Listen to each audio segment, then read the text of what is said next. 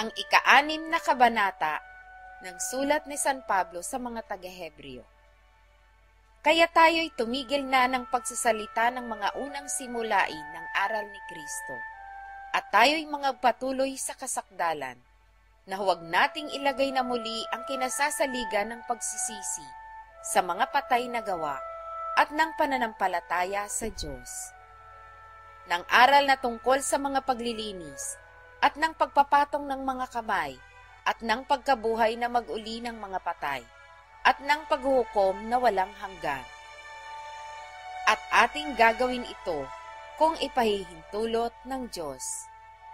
Sapagkat tungkol sa mga minsang naliwanagan at nakalasap ng kaloob ng kalangitan at mga nakabahagi ng Espiritu Santo at nakalasap ng mabuting salita ng Diyos at ng mga kapangyarihan ng panahong darating, at saka nahiwalay sa Diyos, ay di maaaring baguhin silang muli sa pagsisisi.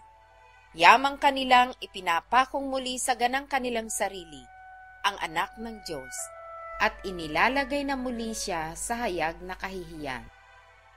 Sapagkat ang lupang humitit ng ulang madalas na lumalagpak sa kanya, at tinutubuan ng mga damong pakikinabangan ng mga yaon, na dahil sa kanila'y binukid, ay tumanggap ng pagpapalang mula sa Diyos.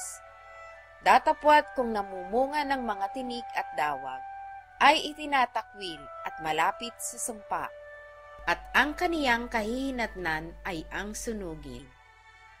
Ngunit mga minamahal, naniniwala kaming lubos sa magagaling na bagay tungkol sa inyo, at sa mga bagay na kalakip ng pagkaligtas, bagamat kami ay nagsasalita ng ganito.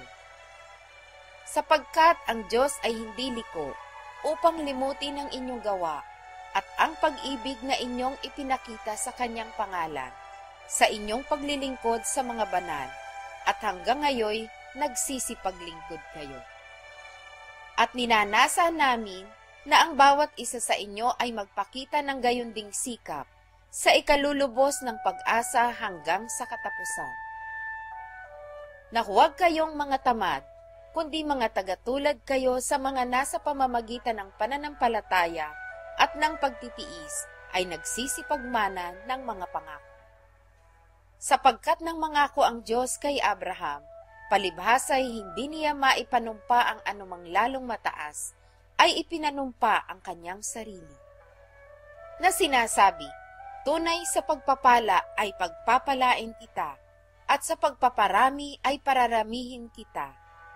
At sa ganito, nang makapaghintay na may pagtitiis, ay nagtamo siya ng pangako.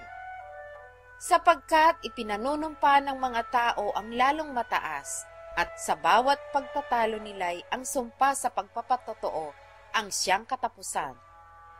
Sa ganito, sa pagkaibig ng Diyos na maipakitang lalong sagana sa mga tagapagmana ng pangako ang kawalan ng pagbabago ng kanyang pasya, ay ipinamagitan ang sumpa.